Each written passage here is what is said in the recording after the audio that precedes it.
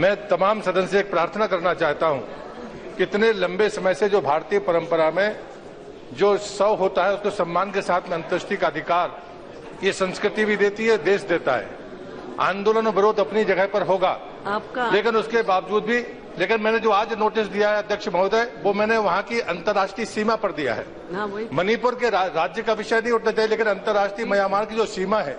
जब देश आजाद हुआ 1954 में पहली बार जब हमारी अंतर्राष्ट्रीय सीमा बनी और उसके बाद 1976 में उसका पुनरावलोकन हुआ। आज भी राज्य सरकार वहां पर जिस भी पार्टी की और केंद्र की सरकार रही है, जो कांग्रेस के मित्र मैं उनसे भी कहना चाहता हूं, एक ऐसा एरिया है जहां पर 9 किलोमीटर का फर्क आ रहा है।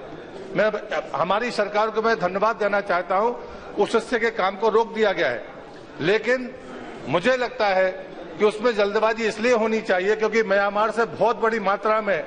हमारे भीतर यहाँ पर इन्फ्लुएंसर घुसपैठ होती है और इसलिए उसको पूरा करना जरूरी है, लेकिन जब तक अलाइनमेंट पूरा नहीं होगा तब तक ये मुश्किलें बढ़ती रहेंगी। मैं अध्यक्ष जी आपके माध्यम से सरकार का ध्यान आकर्षित करना चाहता हूं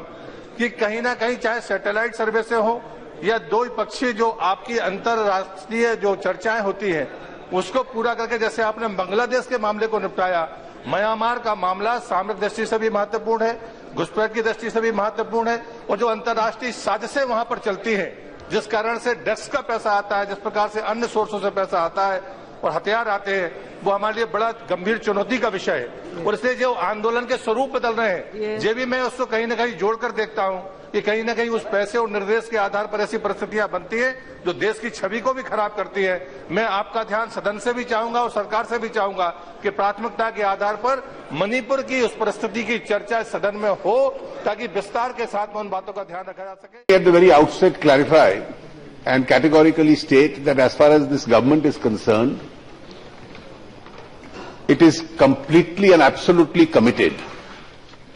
to absolute probity, and in any scandal or scam, any person who is found connected or concerned, no one will be spared. We have no holy cows to protect,